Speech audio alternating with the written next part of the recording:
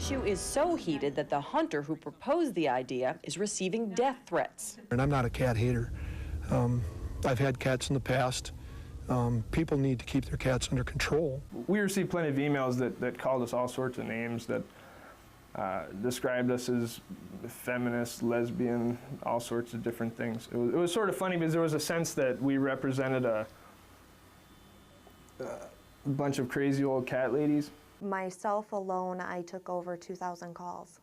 How many emails did you get? Well over 5,000.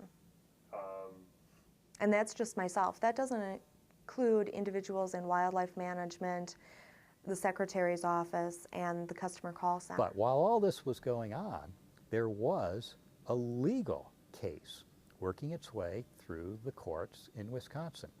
It involved a retired farmer who lived on his farmstead in Lincoln County. And he had a free-ranging cat take up residence on his property.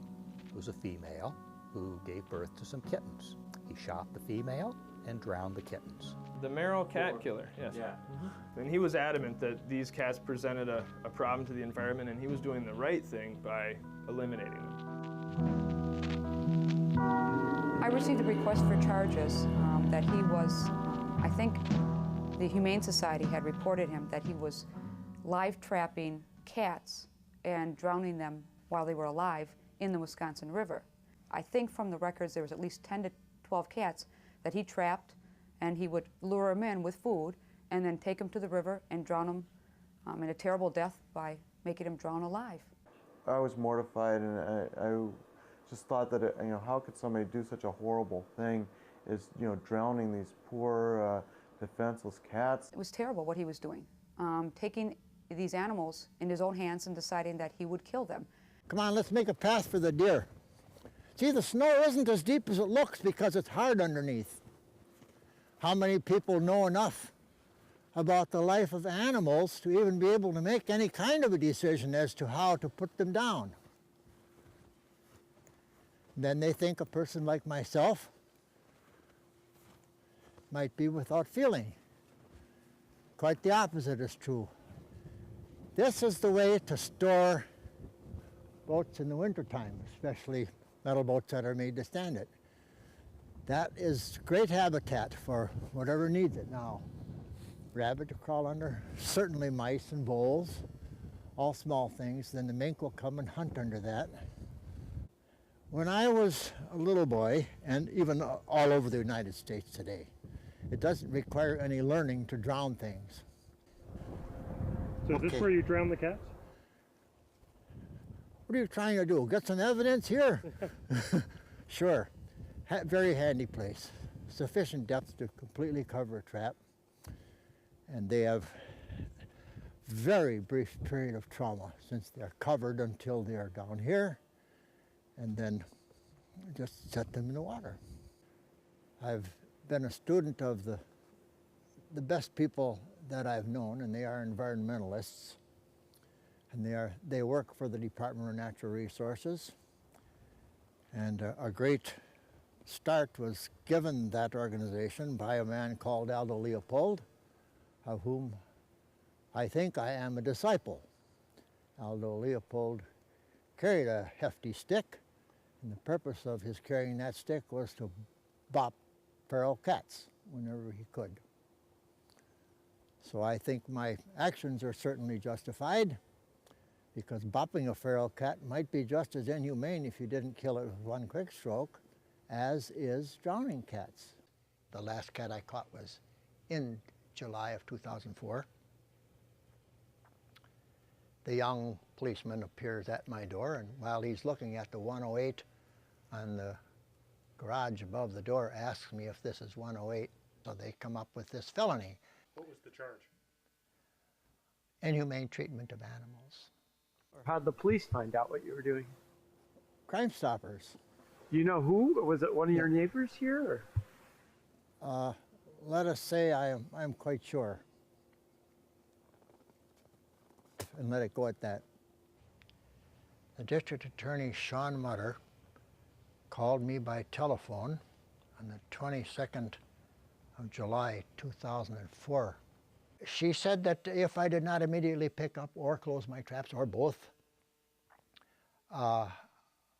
she would send an officer to get me and put me in jail. Well, I charged him with mistreatment of animals resulting in death, and that was a felony. She informed me that I was under felony indictment, and being so unfamiliar with the courts in my long life, I had no idea what a felony entailed. I decided to approach a well-known and subsequently proven a very good lawyer. Defense counsel filed a motion, and briefs were had on it as to whether or not drowning a cat is considered cruel, and also whether or not Chapter 951, which is what I charged him with, if that cat has to be actually owned by either the defendant or a particularized individual. I got involved kind of late along in the process. The district attorney at the time, Sean Mutter, charged out the case, and she went on vacation when the matter was scheduled for preliminary hearing, so I put on the witnesses that she had subpoenaed. When I did my brief, I talked about what cruel, unjustified death means, and I took definitions from Webster's dictionary. I have been under the impression that brief meant something short, but she went into several dictionaries and at least one thesaurus to find out what condemnatory word she could tag onto my case. Disposed to inflict pain or suffering, devoid of humane feelings, causing or conducive to injury, grief or pain, and unrelieved by leniency. I think the judge, the defense, and I all agreed that that was a very vague statute written by the legislature that doesn't really define exactly what cruelty is. Inhuman, inhumane, savage, outrageous, heartless, and unpitying. I don't fear water. Water is another medium to swim and enjoy yourself in and go canoeing on, and I've been under an upside-down canoe in a horrid rapids, and I felt no particular fear whatsoever. I've had people tell me they've been in the same circumstance, and actually it felt quite comfortable. And if they had to go, they would choose it as a way to go. But I don't particularly hold with that. First of all, I don't believe in suicide on the spot. There might come a day when I will prefer the morphine drip, but not yet. I lost the election in November, and in January, a new prosecutor takes the office. But even though I lost the election, I still have to continue prosecuting the matter. And I did that, filed the briefs, and the judge had ruled in my favor and denied defense's motion to dismiss. Thereafter, the prosecutor, the assistant district attorney in the office, he moved to dismiss the case, and the court granted it. I don't know the exact reasonings why he moved to dismiss. When I took a look at the constitutional claims that the defense was claiming, I thought that they had merit. How can you prosecute Mr. King for drowning wild cats when we allowed trappers to drown wild animals? As far as I know, and as far as Counselor Koppelman tells me, I am in the clear. Yes, he says, don't worry about a thing. Currently now, under the way the law is, if a hunter finds a cat in a remote part of the state, doesn't see that it has a collar on it, and shoots it, is that legal?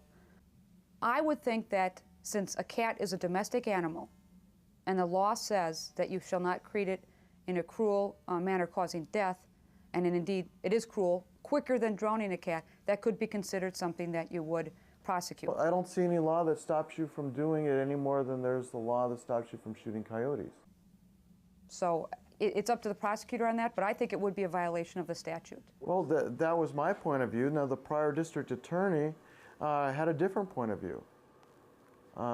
She believed that the law did protect him. So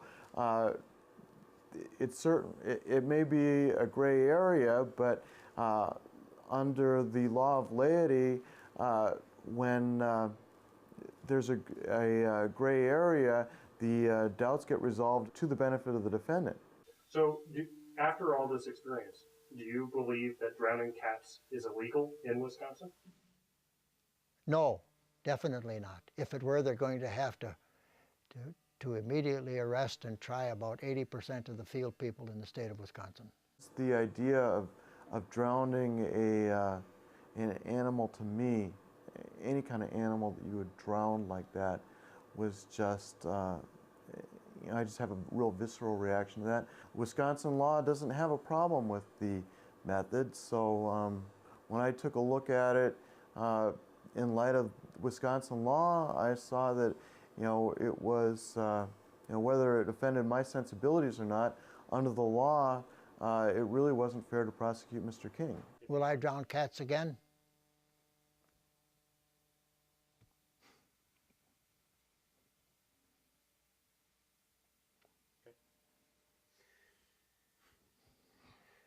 That's your answer? You just had it.